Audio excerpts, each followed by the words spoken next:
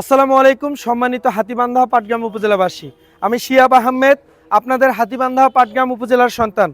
আগামী ত্রয়োদশ জাতীয় সংসদ নির্বাচনে স্বতন্ত্র প্রার্থী হিসেবে লড়তে যাচ্ছি ইনশাল্লাহ।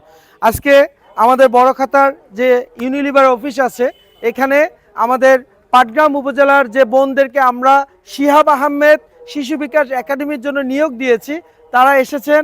তাদেরকে আমরা এখানে প্রশিক্ষণের ব্যবস্থা করেছি। প্রশিক্ষণ সম্পূর্ণ হলো ইনশাল্লাহ। আমরা আগামী শনিবার থেকে আমাদের প্রথম শিহাব আহমেদ শিশু বিকাশ একাডেমির যাত্রা শুরু করতে যাচ্ছি। আল্লাহ চাইলে আপনাদের প্রতিটি সন্তানের হাত ধরার যে আমরা প্রতিশ্রুতি দিয়েছি, আমরা প্রতিটা প্রতিশ্রুতি বাস্তবায়ন করব ইনশাআল্লাহ। আমাদের স্বপ্ন হাতীবান্ধা পাটগ্রাম উপজেলার প্রতিটি সন্তানের হাত ধরা। আমাদের স্বপ্ন হাতীবান্ধা পাটগ্রাম উপজেলার 60,000 শিশু সন্তানের হাত ধরা, তাদের পাশে থাকা এবং তাদেরকে আগামীর হাতীবান্ধা পাটগ্রাম এবং বাংলাদেশের জন্য প্রস্তুত করা। আগামীর হাতীবান্ধা পাটগ্রাম এবং বাংলাদেশের জন্য যোগ্য উত্তরসূরি হিসেবে একটি দক্ষ জনবল রূপে গড়ে তোলা। সেজন্য কিন্তু আমরা নিরলসভাবে কাজ করে যাচ্ছি।